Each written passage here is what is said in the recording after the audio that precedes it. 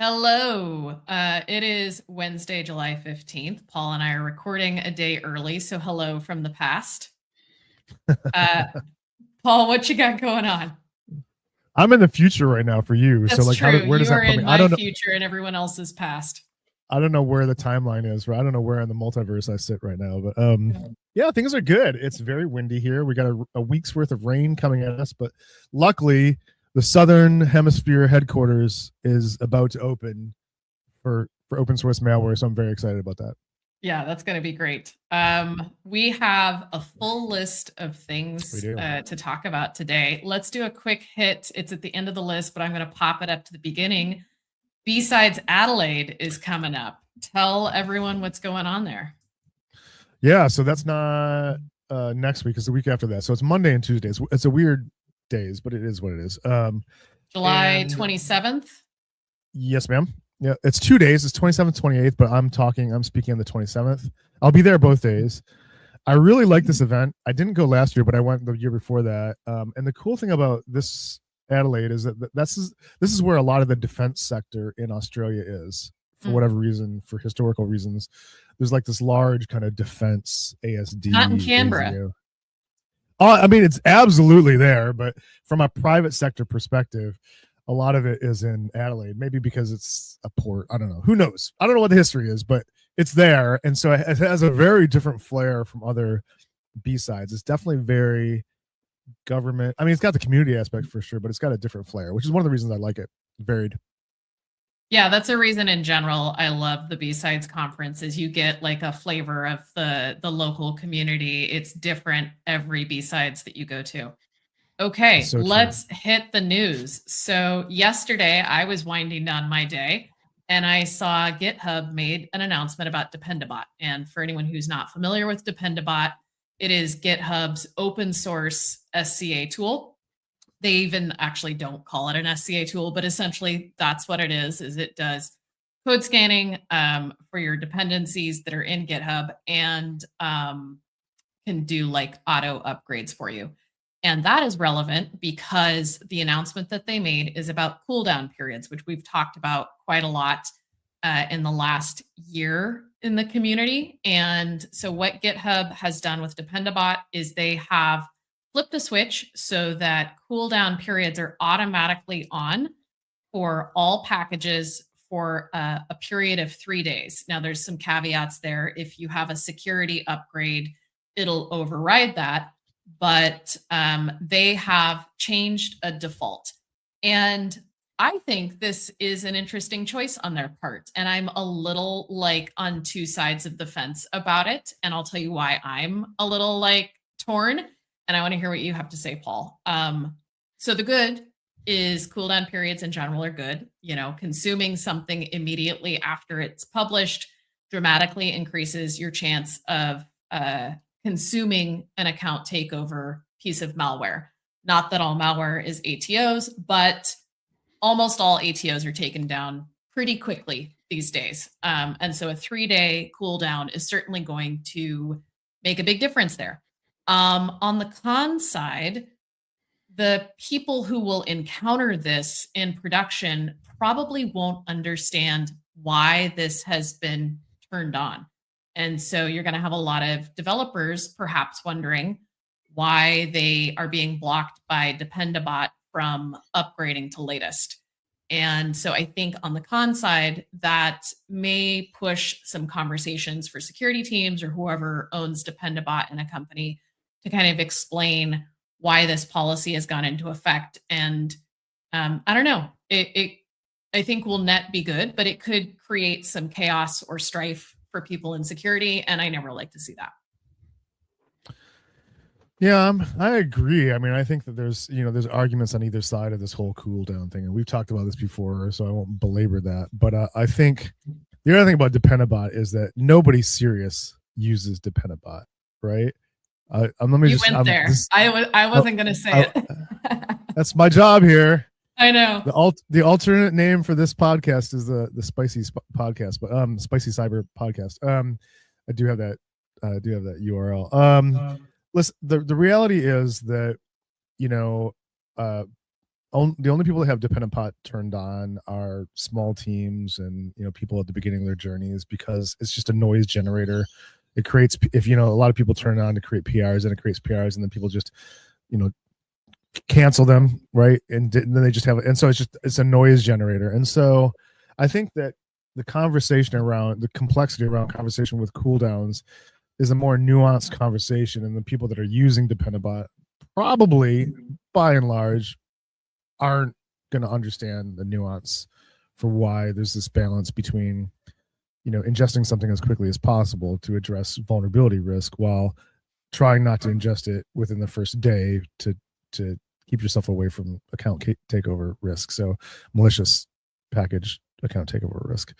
Yeah, that's well put. I mean, if you troll the Reddit archives, you're going to see 99% of them are people just absolutely trashing on Dependabot. And sometimes it's for fair reasons. Most of the time it's for fair reasons. So yeah, I don't know. I know a lot of people use it. It's not only small shops. I've talked to lots of people at bigger shops. It's usually about budget because it's free. But there's that old saying, free like a puppy. You're not. Yeah, I mean, you're not really disagreeing. Maybe the small shop thing you're disagreeing, but aside from that, you're not really disagreeing with me. No, I'm not disagreeing with you at all. Nobody that has maturity in this space uses this as an SCA product, right? It's a box ticking thing at best if you're a large organization. Yeah, it's usually something people choose to rip out when they get more mature, but a lot of people are using it. So yeah, should be interesting. Okay. Let's talk about two compromises that happened in the last 4 days or so. They're totally unrelated. The shape of them is totally unrelated, so we're going to talk about them separately.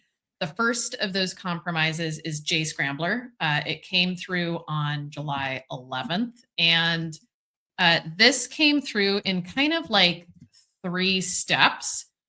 They published a whole bunch of malicious versions of the main JScrambler project. We don't quite know how the threat actor got access. It was made possible through an NPM publishing credential, but we don't know if that was a stolen credential. We don't know if it came through a GitHub Actions exploit. We just know the threat actors had access to a cred. They started off by publishing 3 malicious versions that shipped a pre-install hook. So kind of that classic NPM lifecycle script auto install your malware feature. And then they published 2 additional versions where they moved the trigger. So versions 8.18.0 and 8.20.0. And then they published 4 related JScrambler packages that pinned to that 8.18.0 version. So some very interesting series of things that the threat actors did here. Paul, you did a deep dive on the malware because I was looking at our threat reports and I said, hey, it looks like 8.18 is malicious. It had been reported by another researcher and it hasn't been taken down. Let's double check, is this a false positive on their part or did JScrambler miss something? So Paul, you dove in. What did you find?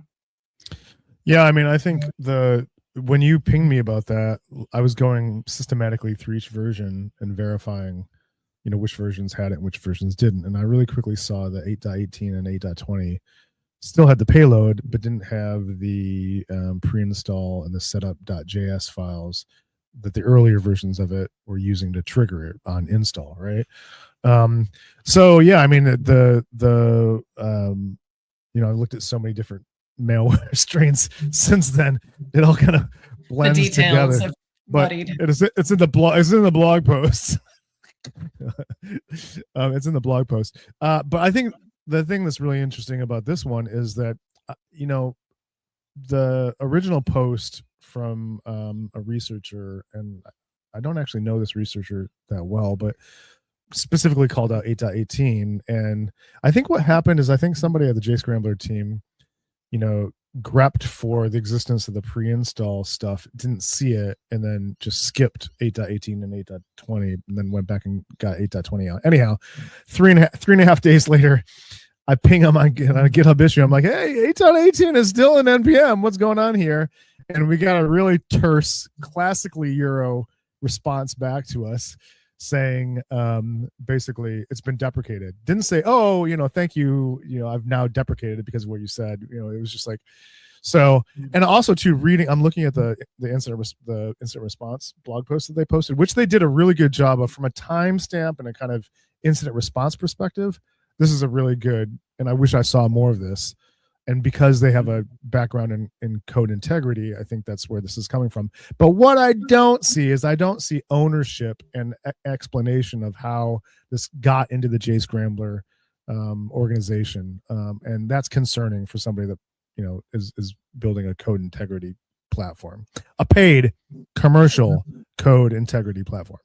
Yeah, and something that was observed by one of the researchers in the GitHub issue was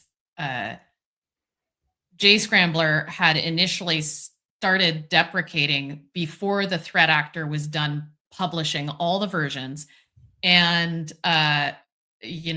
the hypothesis here is JScrambler didn't rotate credentials well enough, missed something in this series, because they came out and they published what they said was a safe version that was lower than what the final safe version was. I think it was like 8.15 or something was a safe version. It was, yeah. And the other researcher came back and said, hey, you did not rotate this correctly. They're still publishing. And so there's clearly some things missed there. Again, I know we don't love seeing these ever, but the IR part is only part of it. Understanding kind of the post-incident, how did this happen, is important to the community. Would have been great to see that. Yeah, and just it's just take a little bit more responsibility for it, right? And listen, having been in this situation, I just want to double click on something you said there. Having been in this situation where you have a credential has been stolen and you're trying to do incident response at the same time, it's very common for these things to overlap where you're getting rid of stuff and they're pushing new stuff. So that's not surprising. Yeah. And the fact that they didn't rotate creds correctly right away, because they did have a very, very quick response to this, to their credit. From reading between the lines of their incident response, I think they actually had detected it before the community reported it. There was something that was anomalous behavior that they were able to identify. So they were on it very quickly.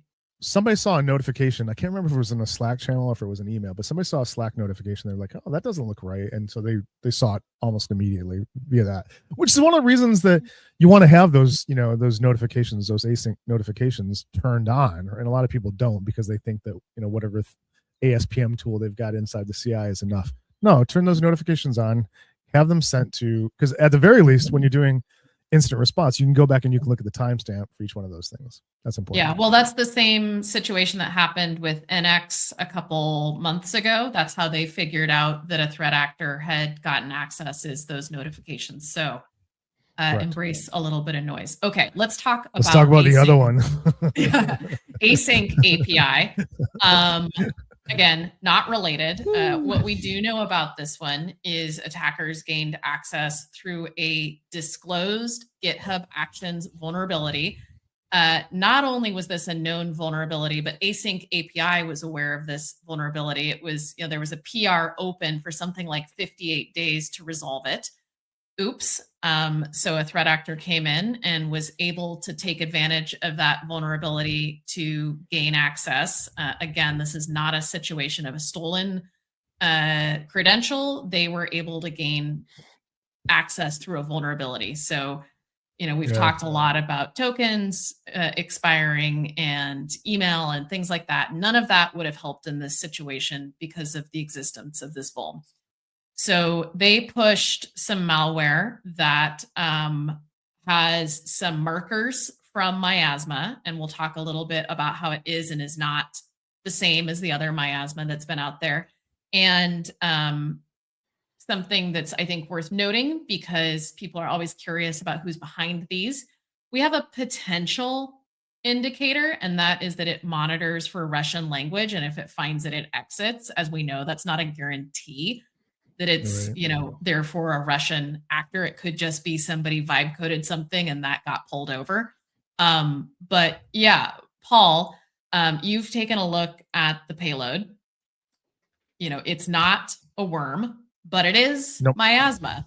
So let's talk maybe a bit about how we've seen Miasma evolving since it was released, in late May, I think, is when that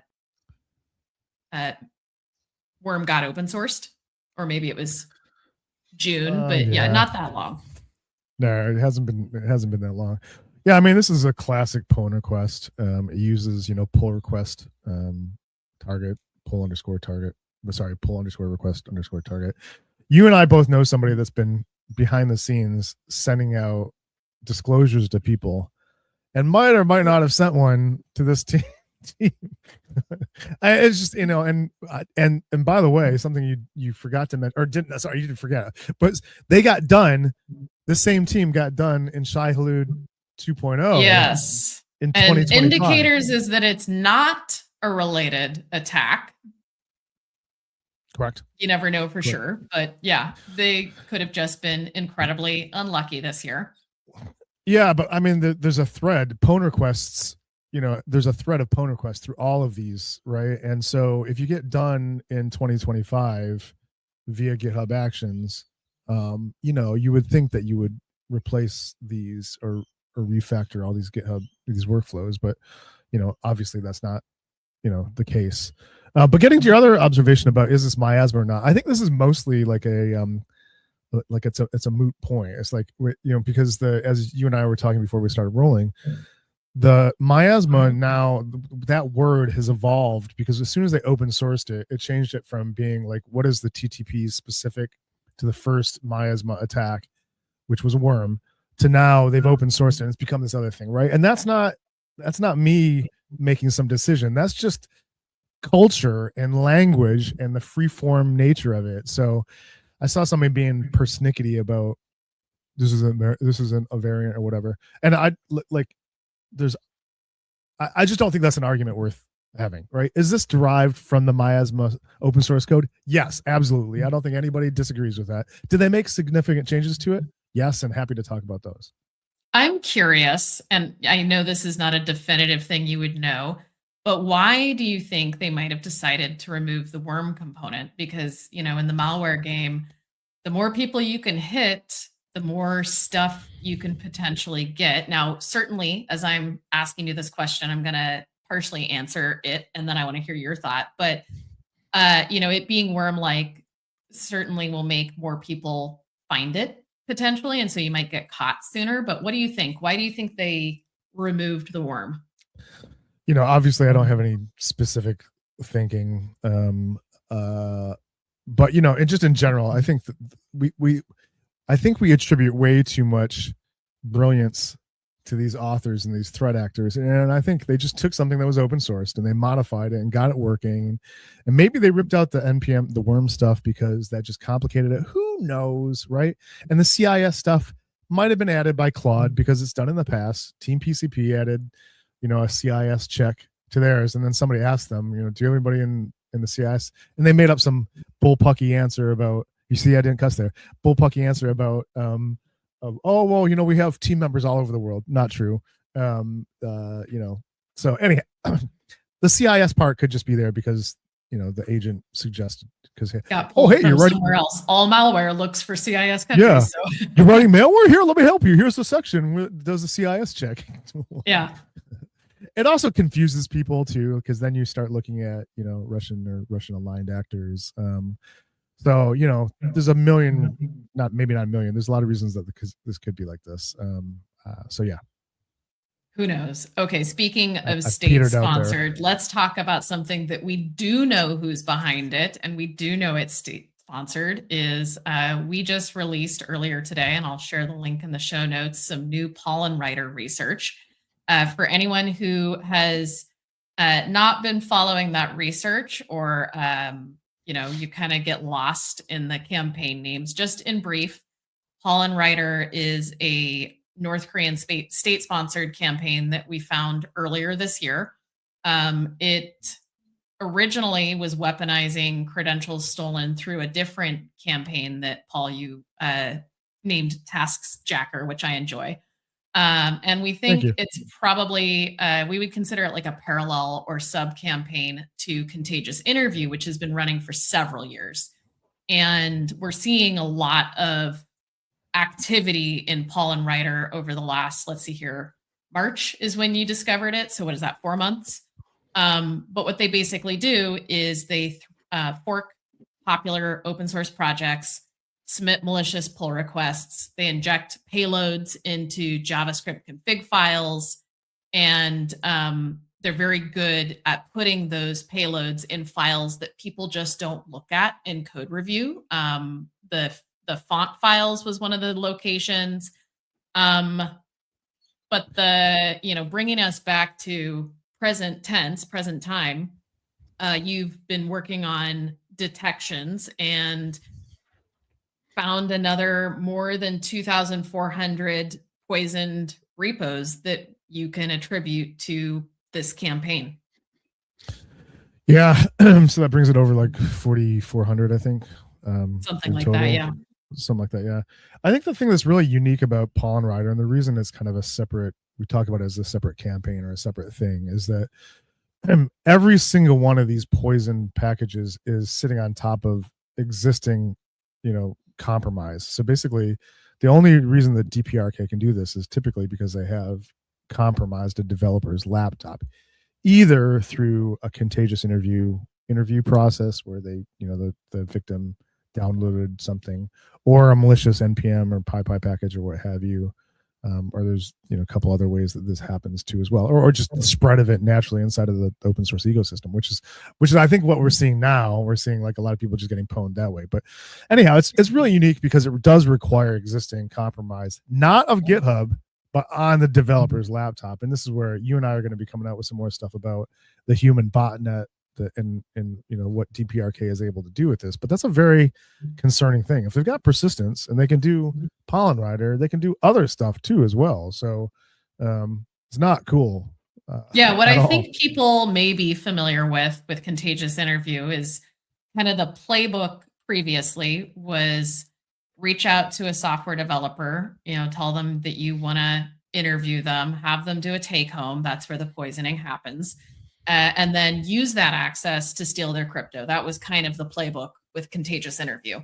What Pollen Writer is doing is it's continuing that exploitation of the developer who got popped, again, one of several ways. Once you've taken their crypto and you've gotten into their repos, what we've seen is this is predominantly individuals. They haven't had, whether not targeting or just not successful, they haven't exploited as many organizational repos. It's predominantly individual repos. That doesn't mean that organizations are not getting compromised by this. It just means that it's not the repo that's been compromised.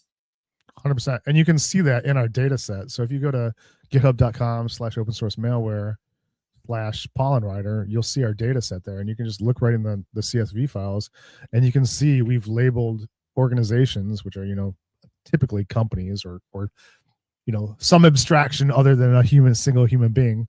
There's a fair few of those in there, and this is something that DPRK kind of cottoned on to, and I think we're still playing catch up inside of the enterprise. Well, not just the enterprise, which is you target the individual to steal their crypto. You also target the developer to get access to what they have access to. And if they're a freelancer, that's even better, right? If they're just some guy working for themselves in Armenia, right? And they work with 10 different companies, some of them might be crypto and some of them might not, then that one person has access to the source code, the core intellectual property of all 10 of those clients. And they can then push those payloads into them once they compromise that one developer on their machine. So it's just a very, and like in the whole Contagious Interview LinkedIn recruiter thing, it's still going on, but now they're using the same payloads, the same Pollen Writer payloads now. So I saw one yesterday on Twitter. I interacted with this. So if you follow me on Twitter, you'll see me interacting with this person. But they got done just 2 days ago, stole all the crypto. The victim said, I don't know how many wallets they drained. And I'm thinking to myself, how many freaking wallets do you have, yo, if you don't know how many wallets got You don't drained? know how much money you lost. But here's the thing is I went and looked. that GitHub repo was already in open source malware. It was a compromised, it was somebody else that had already been compromised via Pollen Rider. Pollen Rider then used it on a net new person via, classic contagious interview fake recruiter. This is just like the levels of inception here, Jenna, is just crazy off the charts. Yes. Crazy. I want to pull out some stats from the research that we published today. As I was kind of going through it and preparing it to publish, these are still kind of in my head. So the first stat, in case you sort of missed it, listener, in the numbers, is we have seen basically a 6.5 time increase in confirmed poisoned repositories since we pulled the numbers, the repos in April. So that's pretty substantial. The second thing that is a clear trend here is how they are smuggling the malware in. And there's two ways, but there's a very clear leaning toward one way. And so in 94% of the cases, Paul, you found that they were through a config file injection, and just 5% or so was through one of these font files. And then there's like a very small percentage where both were present. So talk to the listeners about why these config file injections or the fake font vector might be a smart place to hide your malware. Yeah, great. Don't give anyone advice here. Yeah. Well, I was just thinking while you're talking, I was just thinking about something else I want to talk about. I was like, oh, actually, I don't want to talk about that because I don't want to give anything away. But, sometimes describing the problem in too much detail, lets the threat actor know how you're finding it. And I don't want to do that. But, so listen, a lot of the, so basically the whole Pollen Rider payloads kind of fall into two categories. One is that they're appending malicious JavaScript to an existing, or actually it's not always existing. If it exists, they just append it to it. Otherwise, if it doesn't exist, they just create a file. It's just hilarious. They create a file and then append their payload to the, because they got this orchestration clearly in Pyongyang or wherever they are, and it's working, and they don't want to change it. Right? They're iterating on all the other places, but they're not changing that. So there's that way. And so basically, then what happens is you have to run the app to get the nasty thing, to have it run on your machine and get compromised that way. Now, the other way, and they are really doubling down on this, is VS Code. And I know I'm the guy that's out here bitching about VS Code, but the reality is that, listen, don't take my word for it. Go and look, right? Either look in open source malware or go hunt yourself. DPRK uses VS Code because it is very, very successful. It's successful if you're using VS Code. It's successful if you're using any of the IDEs or AI agents that sit on top of it. But basically what's happening now is they'll use VS Code to automatically instantiate and to execute the payloads. And they use several different versions. Like Jen said, they use fake font files, which are really not font files. It's just JavaScript, and they append a font TLD, name suffix to it. But or they just run it just as a command inside of task.json, or in a small number of cases, they use a fake dictionary file, which is basically the same thing as the font file. It's just like, it's not a dictionary. It's just, basically JavaScript with a dictionary.dict appended to it. But what we're seeing increasingly now, and this is something that we need to flesh out more in our data too as well, is that DPRK is shipping these with at least 2 of these triggers in every single repo. So they're going to have a task.json trigger, so that if you open up in VS Code, it automatically, or cursor, it's going to automatically run, or windsurf is automatically going to run. But also, if you just spin it up, you're also going to get compromised via the the Vite config files or the other JavaScript files that they're appending to. It's really smart. Multiple triggers per repo means that they increase their chances of that trigger happening. One of those. Yeah, and I don't think we've talked about this out loud, but one of the advantages of hiding your malware in VS Code files is they don't get the same scrutiny as dependencies. Correct. And I think in some ways that's changing. I'm talking to more and more people who understand the risk there, but it's somewhat complicated from a management perspective to control what people are consuming. And again, these are individuals who are being hit by this campaign. And so the probability that these are getting scanned by any kind of an enterprise tool is like zero.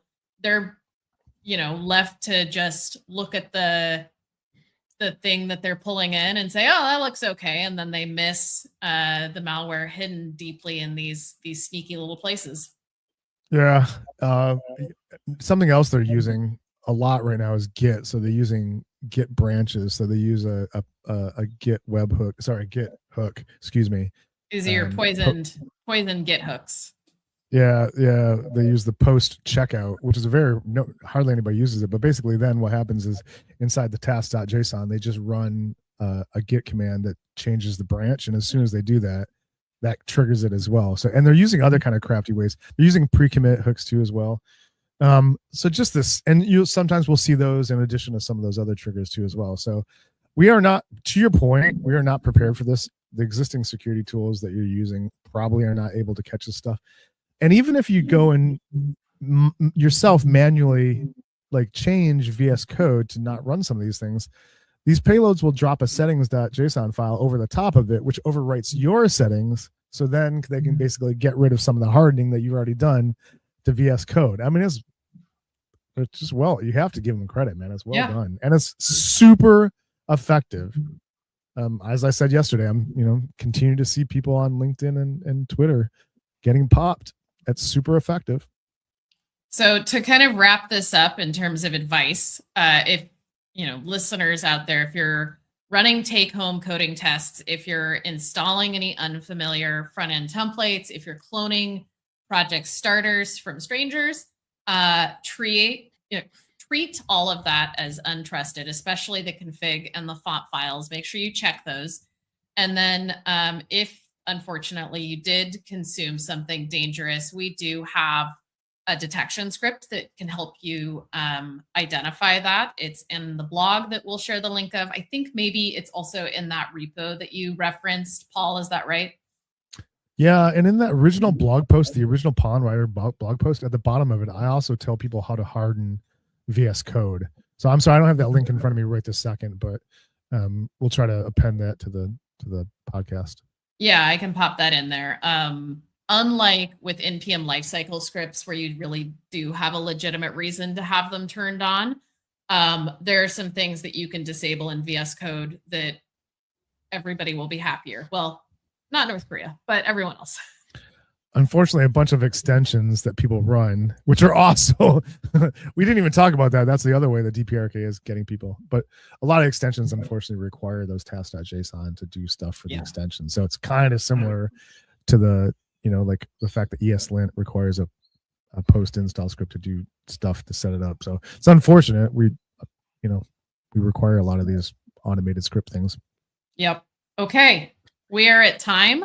I think we're at a good place to stop. I'm going to tease a little bit. Next week, we're planning on talking about some Mac OS malware. Our friends over at Jamf published some really cool stuff, and we found some other cool stuff. So more on that next week.